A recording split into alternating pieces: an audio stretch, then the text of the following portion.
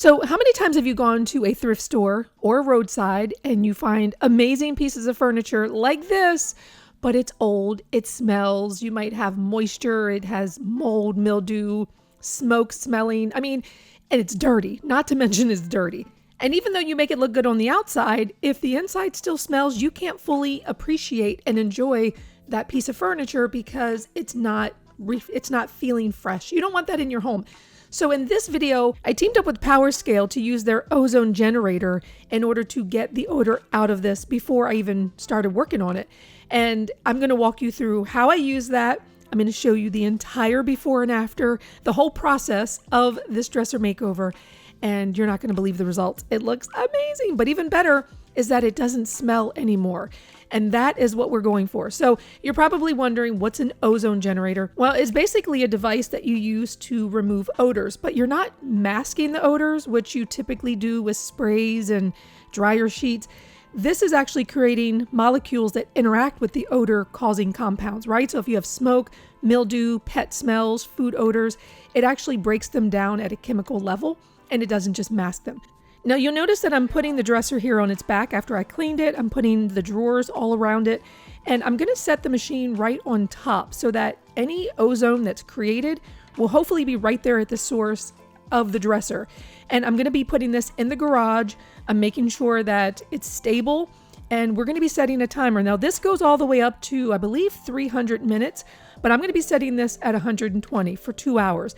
You cannot be in the same space when this is on. So make sure there's no kids, no pets, no humans, period. No animals at all, because it can irritate the lungs. And you'll notice here that I'm just trying to crowd in this furniture as close as I can. The smaller the space that you're using this in, the better. For me, the garage works really well, and I am going to close that off and then turn the machine on. Now, once you've closed this and you push start, I believe there's a countdown and you will hear it. And when you're using your PowerScale ozone generator, make sure you tell everyone verbally in the house, don't go into that space. There is a door hanger that comes with it, but honestly, sometimes people don't even see it. And typically ozone generators use mechanical timers, but they tend to be inaccurate, they're prone to break, and then that can lead to the ozone machine just running without control. But how this ozone generator is different, this is the OZB1.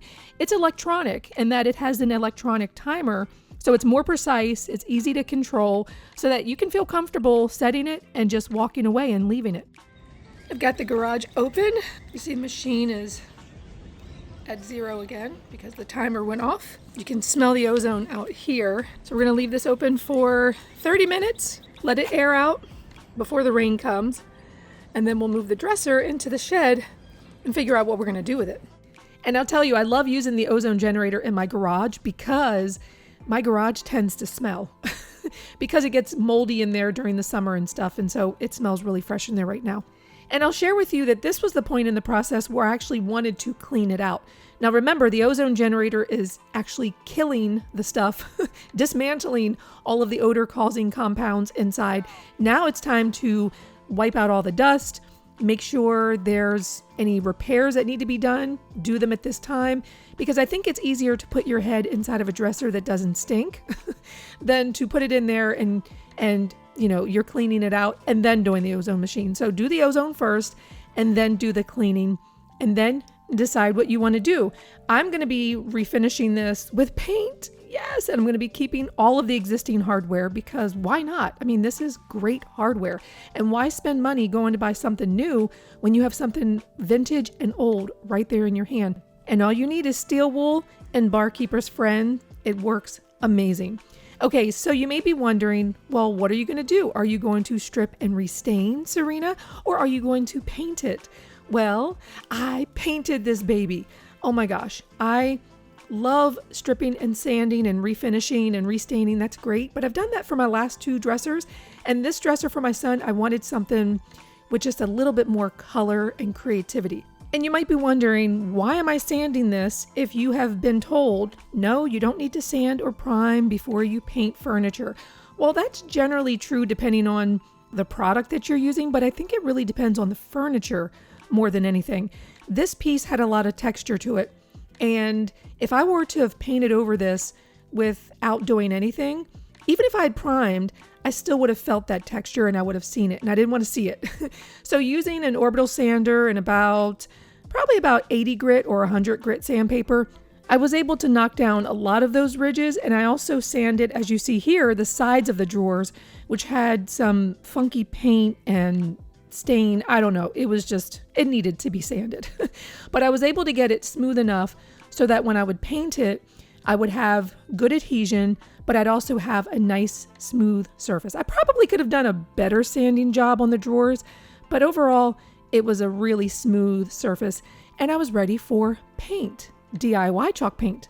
So I'm using Compass Blue. This is a Home Depot brand, and I'm using BB Frosh.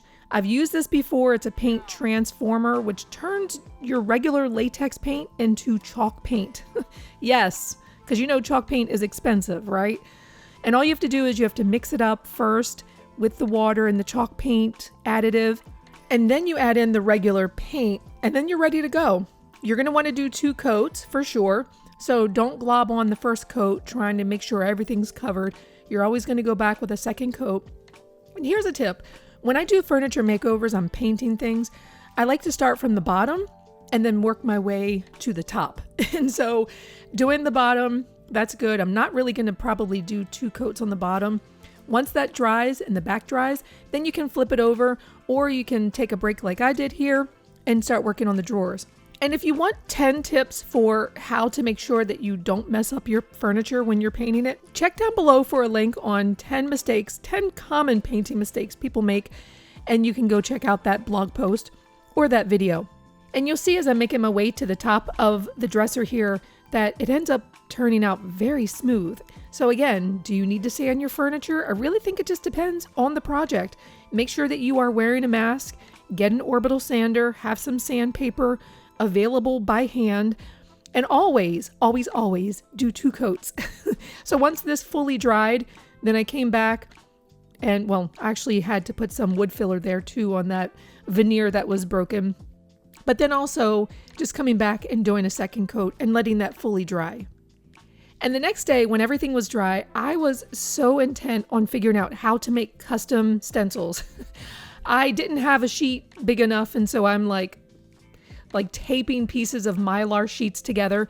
And then I said, well, let me just make a small one, and I'm just going to test it out and see if I can create what I've got in my mind. And oh my gosh, look at what my laser engraver did.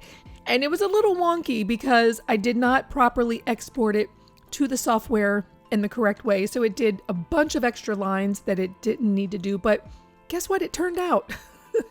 But even at this point, I still wasn't sure what I was going to do. Like, okay, here's my stencil, but what design am I going to do? Because if you notice on this dresser, it has an inset there with the middle sections of the drawers. And I wanted these stencils to really highlight that these drawers were different.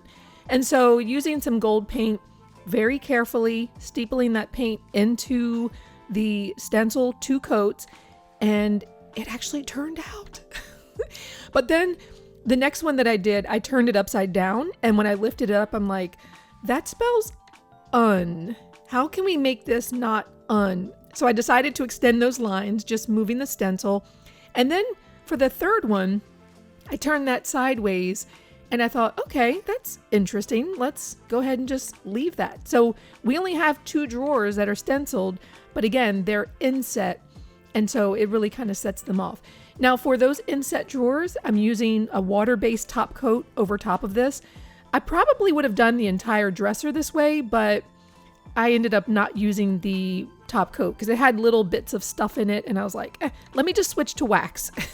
So the rest of the dresser, I used a very clear coat or a very thin coat of clear wax, and then buffed that off when it was done, or like when it dried. And when you're using wax, you will have to re-wax it in about 6 to 12 months. That's okay. I really didn't want something that was super shiny because I really like the look of wax. And I think it really elevates this flat paint that I used. So let's take a look at what this dresser looked like before. I mean, it had a great shape, but this thing was dirty. It smelled, and now it looks amazing. Oh my gosh, those custom stencils are just giving me life. And you'll notice that those interior drawers look a little bit darker because remember, not only am I using stencils, but I'm actually using the water-based satin top coat on them. So they have a little bit more definition, I guess you can say. So, I mean, this dresser was $50. It was actually a little bit more than that, but the guy gave me an amazing discount and I was able to turn it from that into this and use the existing hardware.